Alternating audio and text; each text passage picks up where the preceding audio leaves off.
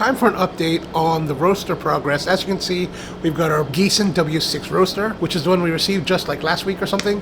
And then behind me on this side is our trusty old Petroncini 3-kilo roaster. And it's been a workhorse. It's a 1979 model, so it's worked really well and served us for a long time. Actually, I've had that roaster since 2008. This is a... Actually, I still don't know what model year this is. I think it's a 2016. Anyway, it's a great roaster and I've got to install it here in the roastery. Originally, I was going to take the Petroncini out and just put the new roaster in its place. However, after thinking about it, I was thinking maybe we should have both roasters installed so that in case we need to run more production or need to run different coffees or something like that, we can do that. You know, I can get better control, I think, from the Petroncini for small batches. Probably better than on the W6, even though the W6 can, I think, roast down to a pound or something like that. Which means the current plan is now to keep both roasters, install the W6, and then rebuild the Petroncini. In order to do this, my intention is to put them side by side. As you can see, this is a working roaster, and we've got it set up for a particular workflow. So because of that, we have to rearrange things and figure out a new workflow for the space to have both roasters. Of course, we're at a point where we're very comfortable with the way the layout is now, and so there's a bit of pain that's going to go into that. So we've got to move everything out, push the roaster into place, figure out where it really wants to go, because the catch is that once you place the roaster, you really can't move it. Like, sure, we've got it on a pallet. We're going to keep it there and not take it off, mainly because the thing weighs 1,500 pounds. But once it's in place, we're going to bring some crews in, connect up the gas, connect the electric, and then connect the exhaust system. It's a rigid exhaust system and a rigid gas line, so you really can't move the roaster once it's in place. So once it's there, it's going to be there for a very long time, so I've got to make sure we get it right. Now, one of our viewers, Rotso, wrote, "We would love to hear your experience setting it up and using it." That's coming. We're in the process of researching an upgrade to our roaster, and this is the top of the list. Oh, awesome, awesome. GIESEN are great roasters. Why did you choose this over other options? All right, so why did we choose this? Mainly because it was what's available and at a pretty good price. When you're dealing in the used market, you just kind of have to be patient. You got to know what you want, got to know what you're looking for, and you just have to wait. And trust in the belief that that deal will come through. Now, if you've got a lot of money and you've got a lot of time, you can go out and buy a brand new roaster, and it'll take you 6 months or so to get it. Like, I believe that if we called Diedrich today and was like, hey, we want to buy the IR12, I think it's a 6-month wait time. I think Probat, probably about that long as well. But in the used market, it's relatively available. So we got this roaster, found it online, talked to the guys that owned it, drove down to have a look, and then eventually we drove down and picked it up. Well, I didn't do that. Matt actually went to go pick it up. I was away. I haven't really used GIESEN very much, but a number of my friends, Scott Connery down at Onocoffee, Sonia out in Iceland, she uses a really nice one. They're great roasters. They're really kind of based on, I guess what we'd say, old technology. You know, this cast iron drum roasters are old technology. There's nothing super new about them. If you go get the Lorings, you know, those are super high tech and new. But this kind of thing, very simple, very basic. Cast iron front face, cast iron drum, cast iron everything to get that nice thermal energy. So we're getting a lot of conductive heat transfer to the bean rather than convective. So it's majority conductive, a little bit of convective, whereas in other systems like the Loring, it's majority convective and just a little bit of conductive. It's really just a matter of what kind of roasting you want to do or what kind of roasting school you believe in. Me, I'm old school cast iron. Now, is this the number one choice? No. For me, the number one choice would be a nice, newly rebuilt, or even brand new Probat UG22. But those get to be quite expensive.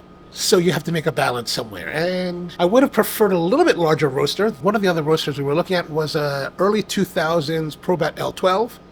One thing about the L12 that you have to kind of watch out for is some L12s, depending on the year, later models will have double fans, meaning that you can both roast and cool at the same time, whereas older Probat L12s will only have one motor, so you really can only roast, cool, roast, cool, roast, cool.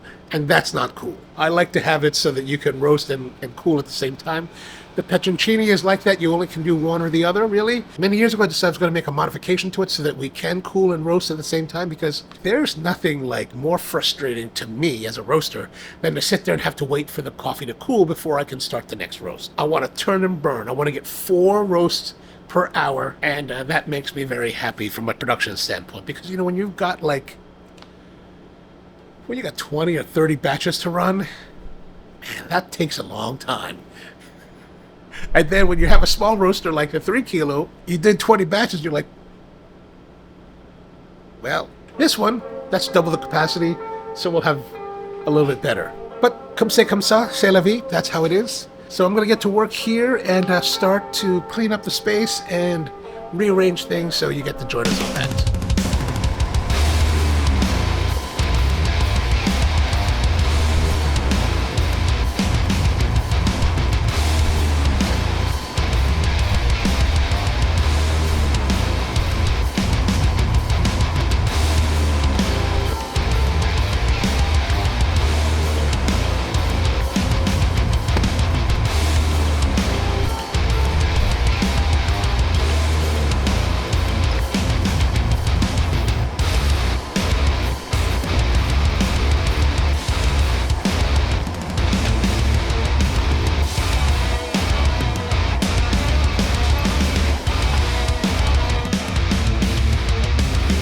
As you can see, I got a little bit done today. Did some little bit of roasting, as well as got to clean up the space a little bit and kind of place the GIESEN where I'm thinking about it.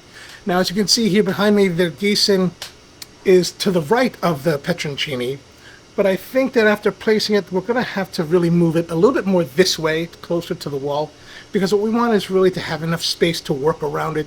Of course, this workbench is going to come out, and it may have to come back out a little bit further. What I have to do is I have to check the specs from the manufacturer to see how much clearance does the roaster really need around it.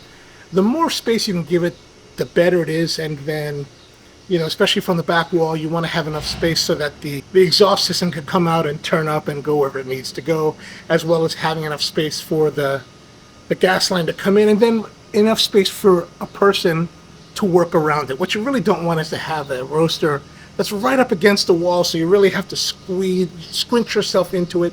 That's not fun to work in. Like the Petroncini here is pretty far from the wall, probably about 3 feet at least.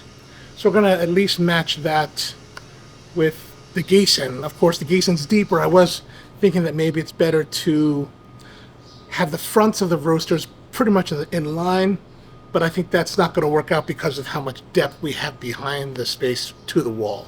A lot of this is really just about mind power, sitting down and really thinking through the situation. How do we want to work? How do we want to move? Where do we need everything to be? And how to do that in as efficient manner as possible. Like, you don't want to have to walk too many steps, but you do want to have good separation. So those are the things you really want to think about when you're planning a coffee roastery or any kind of workspace. So probably nothing's going to happen for a couple of weeks because I've got some of the stuff going on. We'll get back to it for sure in August, and then hopefully have it finished by the end of the month. All right, so if you have any questions, drop in the comments below. We'll try to get to them. And see you next time.